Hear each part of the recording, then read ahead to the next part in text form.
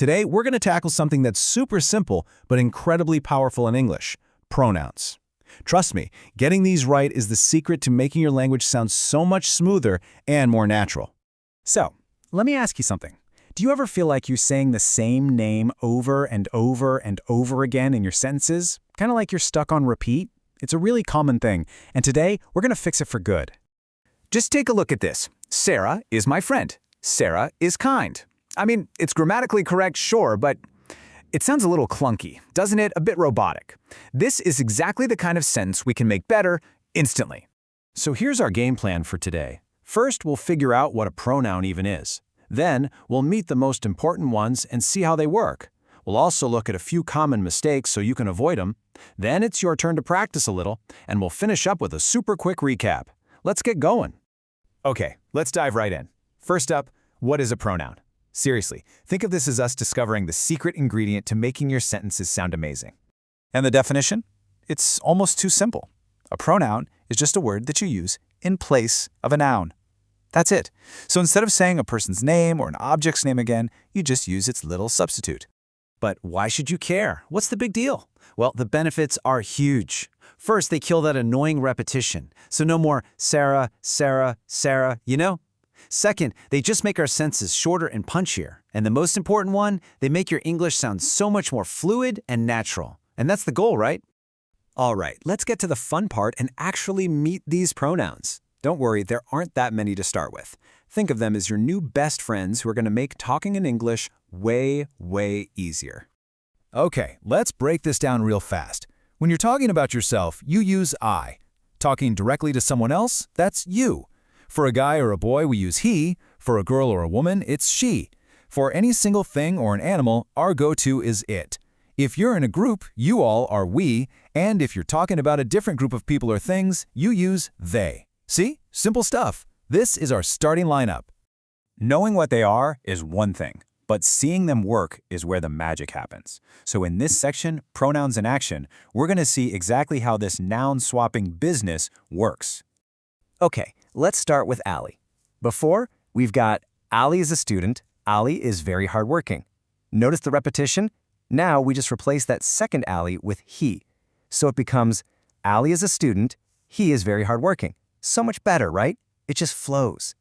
And here's that sentence from the very beginning. Sarah is my friend. Sarah is kind.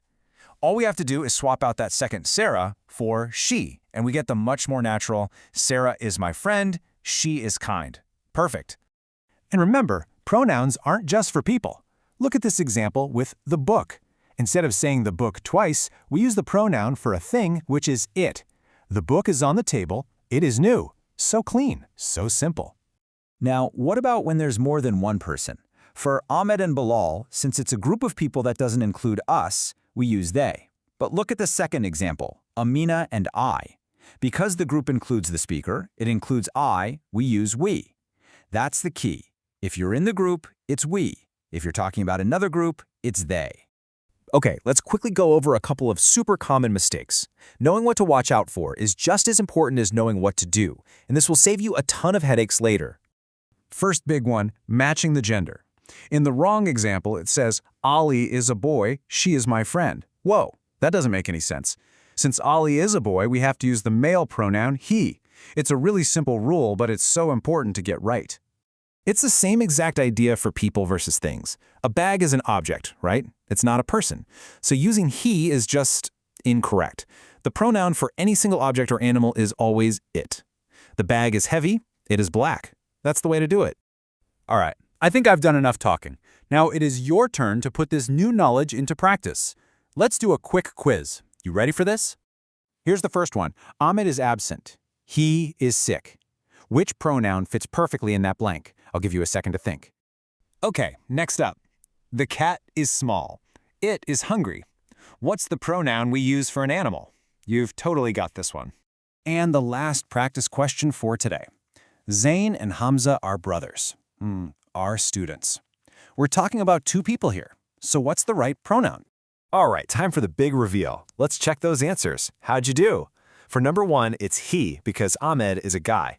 For number 2, it's it, because the cat is an animal. And for number 3, it's they, because we're talking about more than one person. Fantastic work. Seriously, you're doing great. Wow, we covered a lot in just a few minutes. So let's do one last super fast recap to make sure all the important stuff really sticks in your brain. Here are the 3 things you absolutely need to remember. 1. A pronoun is just a simple replacement for a noun. 2. Using them is the secret trick to making your English sound easier and way more natural. And 3. Those 7 pronouns we met today, I, you, he, she, it, we, and they, are your new foundation for success. So, I'm going to leave you with a little challenge. A fun one. You have the tools now. The next step is to go out and use them. Listen to your favorite English song, or maybe grab a short story, and try to spot these pronouns out in the wild. See how many you can find. It is truly the best way to practice. Thanks for learning with me today.